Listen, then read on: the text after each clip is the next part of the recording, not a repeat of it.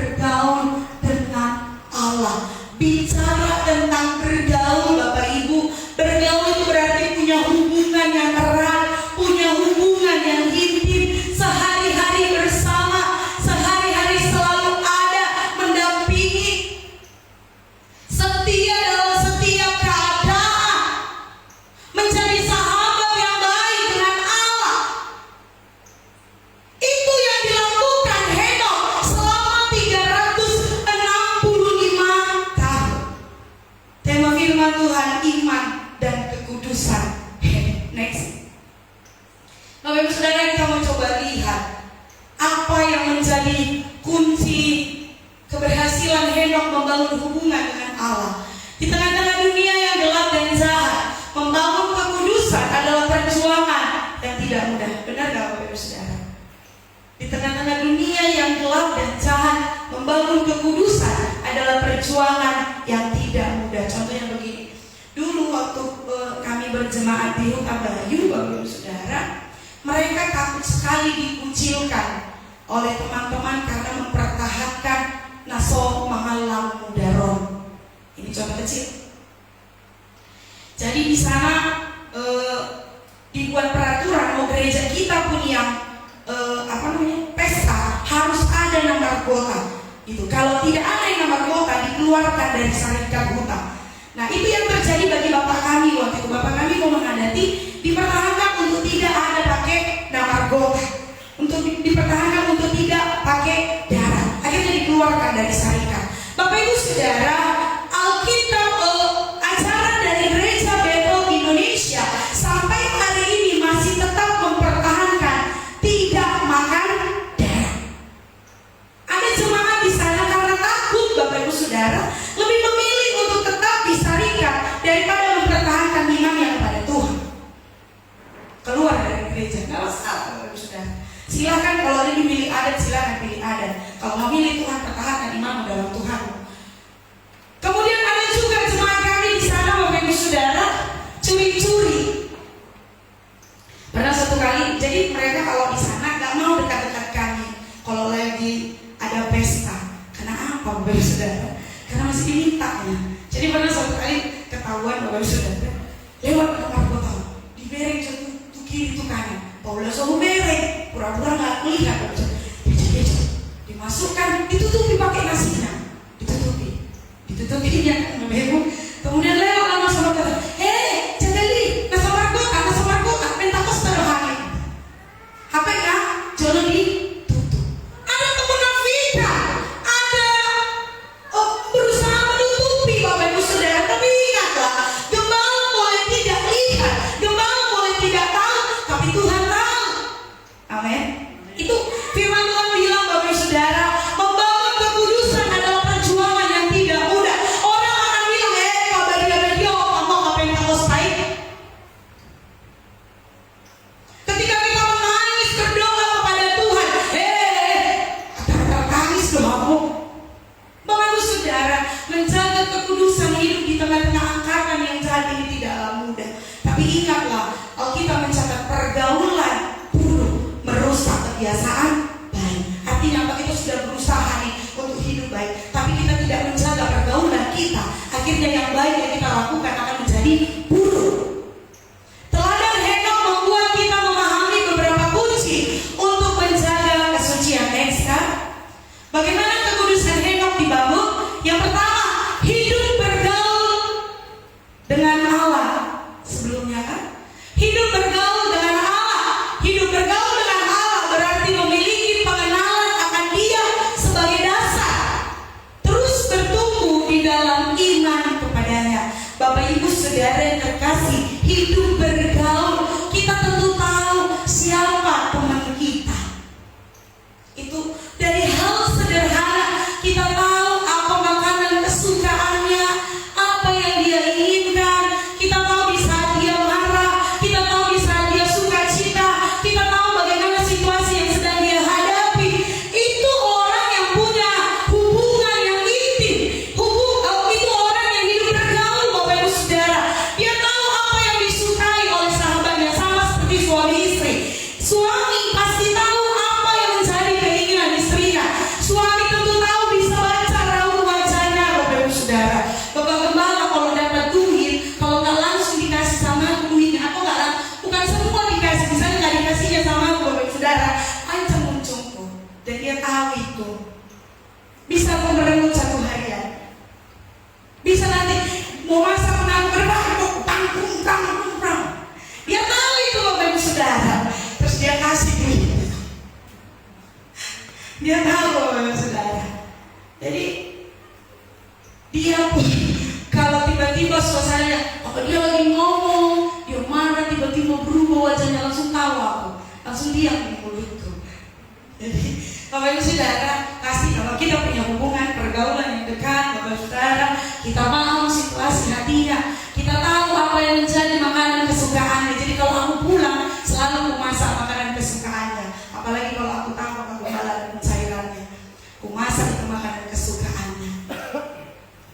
Bapak Ibu Saudara, ingat ini, kita tahu hal-hal mendasar tentang sahabat, teman kita, kawan kita, suami kita, istri kita. Pengenalan akan dia.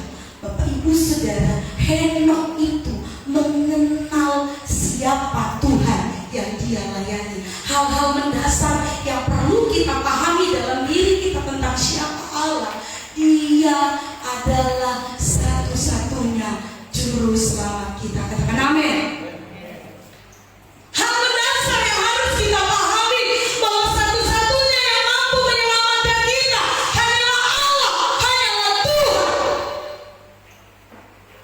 Hal mendasar yang perlu kita pahami lagi, Bapak Ibu Saudara, Tuhan Bapa yang setia dalam hidup kita. Selain dia penyelamat, dia setia. Bapak Ibu Saudara, ketika ada orang yang menjadi penyelamat hidup kita, tentu kita akan menyatakan rasa syukur yang paling dalam kepada penyelamat kita. Jangankan itu Bapak Ibu Saudara, ketika ada orang yang kasih pinjaman uang sama kita, kita akan terus menjaga hubungan dengan dia. Ketika ada orang yang memberi kepada kita, pasti kita akan terus menjaga hubungan dengan dia. Kita akan jaga, jangan sampai dia sakit hati. Apalagi dengan Tuhan, Tuhan yang menyelamatkan kita, Tuhan yang setia dalam hidup kita, Tuhan yang menyediakan hal-hal baik dalam hidup kita, Tuhan yang memberikan hal-hal baik dalam hidup kita. Haruslah tentu kita jaga hubungan kita, jangan sampai Tuhan sakit hati dengan kita. Kutip, sakit hati Bapak Ibu Saudara. Jangan sampai apa yang kita lakukan mendukakan hati Tuhan. Hal dasar yang perlu kita pahami bersama-sama. Ketika kita paham, kita kenal, kita tahu Tuhan kita, kita pasti akan jaga bagaimana cara kita menjaga hubungan kita dengan Allah tetap baik. Kita gak setia aja, Tuhan setia. Apalagi jika kita setia, pasti Tuhan lebih lagi setia akan hidup kita. Kita sering meninggalkan Tuhan, kita sering mengecewakan Tuhan, tapi sampai detik ini Tuhan tidak pernah mengecewakan dan meninggalkan kita.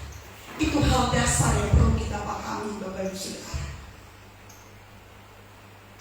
Itu hal yang paling mendasar yang perlu kita pahami. Dan itu menjadi tiang kita, menjadi dasar, menjadi fondasi kita untuk menjadi jemaat yang setia kepada Tuhan. Kita beribadah bukan karena siapa gembala kita. Kita beribadah bukan karena siapa pemimpin kita. Kita beribadah bukan karena siapa yang melayani hari ini.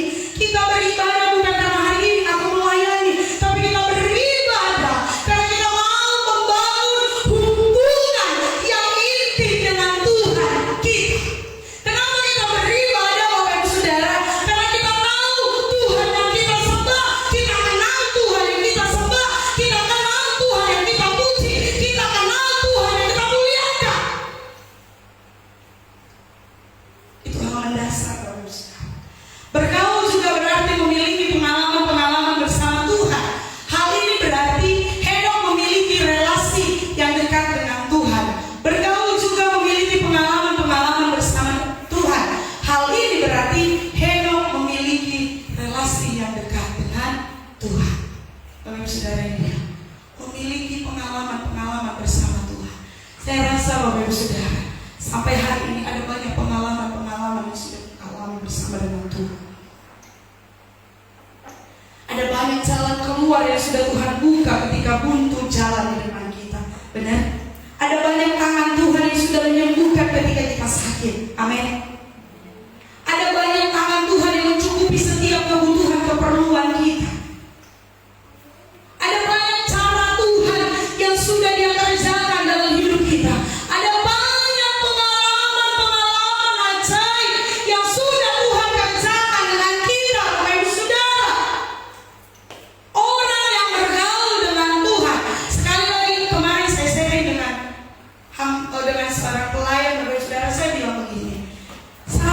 nggak terlalu mau banyak menuntut pelayan itu seperti apa. Tapi ingatlah, orang yang bertumbuh dalam Tuhan akan terlihat dari progres hidupnya. Artinya apa? Gak ada yang sempurna hidup ini Bapak Ibu Saudara. Paling tidak setiap hari, setiap minggu, setiap bulan ada perubahan yang dialami dengan hidup bergaul dengan Tuhan. Bapak Ibu Saudara, sama saya coba ibaratkan dengan hubungan suami istri. Kalau suami salah, pasti istri kasih tahu, ya kan? Ini salah, nggak boleh begitu, nggak boleh begini. Sama dengan halnya suami juga, ketika istri ada kesalahan, dia akan sampaikan, kamu nggak boleh begini, kamu nggak boleh begini. Ingatlah, Tuhan mengasihi kita, tapi Tuhan pun bisa menegur kita ketika kita salah. Dan orang yang bertumbuh dalam Tuhan, ketika ada teguran, dia tidak akan mundur. Katakan amin. Itu orang yang bertumbuh. Ada progres pertumbuhan yang dilihat. Kemudian di beberapa di awal tahun kemarin, kalau saya nggak salah, waktu sharing dengan pengerja-pengerja, ingatlah, bertumbuh pasti nggak akan ngambek lagi, ya kan? Yang bertumbuh itu nggak akan mudah berdanti. Ingat khotbah Bapak Pendeta Ananta di awal peneguhan, ketika Bapak Gembalamu lupa, mungkin dia lupa memberi apresiasi kepadamu, mungkin Bapak Gembalamu lupa memanggilmu, menyebutmu sebagai pengerja, atau mungkin ada kelupaan yang lain. Jangan masih ingat Bapak Ibu Saudara, itu orang yang punya progres pertumbuhan iman. Dan pastinya orang yang mengalami progres adalah orang yang punya hubungan. Next. Kemudian yang kedua, hidup berkenan kepada Allah. Berkenan berarti menyenangkan hati atau hidup sesuai dengan apa yang diharapkan oleh pihak lain. Berkenan kepada Allah berarti menyenangkan Allah. Amin. Menyenangkan Allah, menyenangkan hati Tuhan. Saya nggak perlu sampaikan bagaimana caranya Bapak Ibu menyenangkan hati Tuhan. Tentu Bapak Ibu tahu apa yang harus dilakukan dengan kita menyenangkan hati Tuhan. Bagaimana cara menyenangkan hati Tuhan? Tentu kita tahu. Hidup berkenan bisa kita jalani dengan taat dan setia melakukan apa yang dikehendaki Tuhan. Kehendak Tuhan bisa kita temukan di dalam firman-Nya. Semakin hidup kita selaras dengan firman Tuhan, semakin kita berada pada posisi berkenan di hadapan-Nya.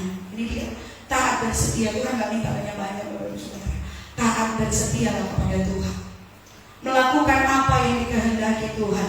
Pelayan-pelayan ketika sudah terima tanggung jawab sebagai pelayan, kita bisa jadi pelayan, lakukan tanggung jawab itu.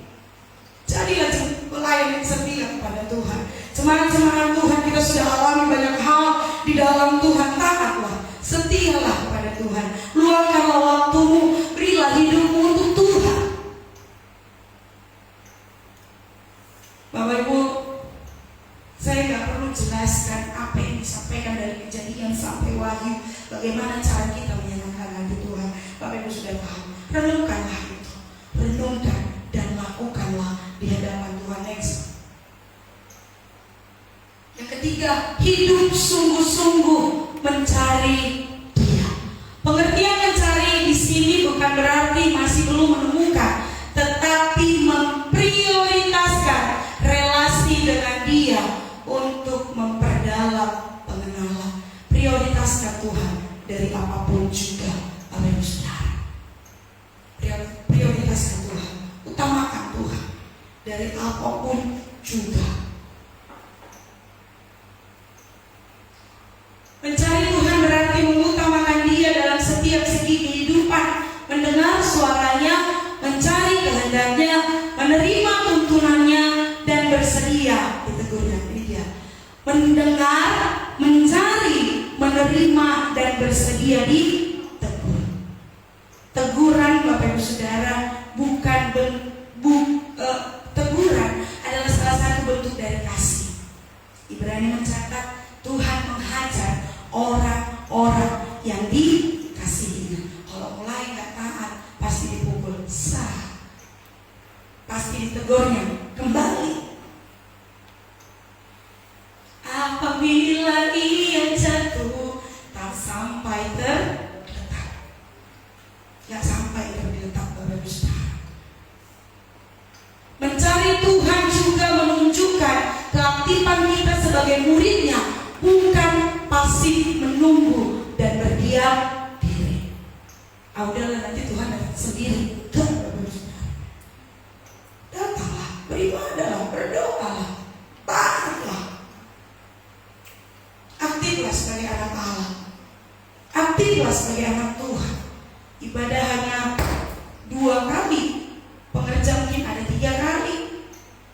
Minggu, kemudian doa pengerja Selasa, Kamis doa ibadah rumah tangga, kemudian Minggu kembali ibadah. Kalau ada WBI, sekali sebulan di WBI. Aktiflah untuk mencari Tuhan. Amin. Mencari kehendaknya, menerima tuntunannya, mau diarahkan oleh Tuhan, kemudian bersedia ditegur oleh Tuhan. Dipukul, ditegur. Kalau kita tegur anak kita, berarti kita mengasihi anak kita. Tuhan gak menginginkan hal buruk terjadi dalam diri kita. Next. Ini Bapak Ibu Saudara, ini bagaimana hidup Henok berkenan di hadapan Tuhan. Bagaimana hidup Henok menjadi kesukaan di hadapan Tuhannya. Poin penting yang saya dapat, Bapak Ibu Saudara, Henok itu bergaul dengan Tuhan. Bagaimana juga Ayub, Bapak Ibu Saudara, bergaul karib dengan Tuhan. Dan Ayub dicatat tidak satu pun didapati kesalahan Ayub. Ada kemarin kami sering-sering di sana, ada bapak-bapak marga Huta Huruf, Bapak Ibu Saudara. Bapak ini sakit kanker usus. Dia bilang begini, aku baik loh, aku berusaha untuk gak menyakiti hati orang. Aku aktif di gereja, pembangunan gereja, aku banyak berkorban, perpuluhanku, ucapan syukurku gak pernah tinggal. Tapi kenapa ketika aku minta sembuh Tuhan gak sembuhkan aku, katanya. Kenapa aku yang baik di hadapan Tuhan gak perhitungkan itu? Seolah-olah Tuhan gak perhitungkan itu. Dia bilang begitu, aku cuma minta untuk sembuh, tapi Tuhan kenapa gak sembuhkan aku? Dia kemudian mengundurkan diri, Bapak Ibu Saudara, dari bendahara, dari ketua pembangunan gereja HKBP di Sidikal. Dia mengundurkan diri, Bapak Ibu Saudara. Dia stop, dia gak mau lagi, gak mau lagi. Kami cuma bilang begini, ingat Ayub itu orang yang intim dengan Tuhan. Tapi itu pun Tuhan izinkan, bukan Tuhan yang mencobai, tapi iblis. Tuhan izinkan Ayub dicobai oleh iblis. Artinya ketika pun kita dekat dengan Tuhan, Tuhan pun mengizinkan kita menghadapi persoalan. Tuhan pun izinkan kita menghadapi tantangan. Tapi lihat Ayub pun diberi pertolongan oleh Tuhan. Amin. Ingat Ayub, Bapak Ibu Saudara, Tuhan memberkati Ayub karena kesetiaannya berkelimpah. Baca Ayub pasal ke-42. Ayub berkata kepada Tuhan, tidak ada rancangan Tuhan yang gagal dalam hidupku, kata Ayub. Hal yang sama pun berlaku dengan kita. Ketika pun Tuhan izinkan kita menghadapi tantangan, persoalan, sakit, penyakit, di tengah-tengah ketaatan kita kepada Tuhan, ingatlah rancangan Tuhan pun tidak pernah gagal dalam hidup kita. Amin. Allah menyediakan hal-hal baik lebih dari apa yang kita pikirkan, lebih dari apa yang kita harapkan. Dan ada kalanya Tuhan izinkan karena kita pun jauh dari Tuhan. Ada kalanya Tuhan izinkan persoalan itu datang untuk menyadarkan kita, membawa kita kembali kepada Tuhan. Amin. Ingatlah bahwa rancangan Tuhan tidak ada yang gagal dalam hidup kita. Semua yang Tuhan kerjakan adalah baik. Dan mari sama-sama kita belajar untuk hidup bergaul dengan Tuhan, aktif mencari Dia, memiliki mengalami pengalaman-pengalaman yang baik, pengalaman-pengalaman yang indah dengan Tuhan. Kemudian hiduplah berkenan di hadapan Tuhan, menyenangkan hati Tuhan dengan apa yang kita lakukan, Bapak Ibu Saudara. Paling kecil di lingkup keluarga kita, yuk jadi berkat di tengah-tengah keluarga bagi suami dan istri. Yuk sama-sama kita punya progres pertumbuhan iman suami dan istri, dan anak-anak pun akan melihat pertumbuhan iman kita di hadapan Tuhan. Jadi teladan dalam pertumbuhan iman di hadapan anak-anak, menyenangkan Tuhan, Bapak Ibu Saudara. Kemudian yang terakhir, sungguh-sungguhlah mencari Tuhan. Kita nggak tahu kapan Tuhan panggil kita, Bapak Ibu Saudara. Mungkin hari ini kita bisa bersama, tiba-tiba besok sudah dipanggil Tuhan. Kita nggak tahu. Hanya Tuhan yang tahu kapan waktunya kita. Tapi ketika pun Tuhan panggil kita, Tuhan sudah dapati kita setia di hadapan Tuhan. Amin untuk kebenaran firman Tuhan. Sama-sama kita aminkan dan kita akan pujian kita kepada Tuhan. Tuhan, ku mau menyenangkan-Mu. Tuhan, bentuklah hati